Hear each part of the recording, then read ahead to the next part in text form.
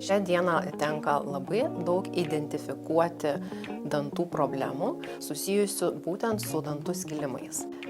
Kadangi dirbame su padidinimu, dentaliniu mikroskopu, galime pamatyti įvairaus lygio skilimus, kurie yra susiję su stipriu dantų sukandimu, su dantų griežimu vadinamu, kuris vyksta nakties metu.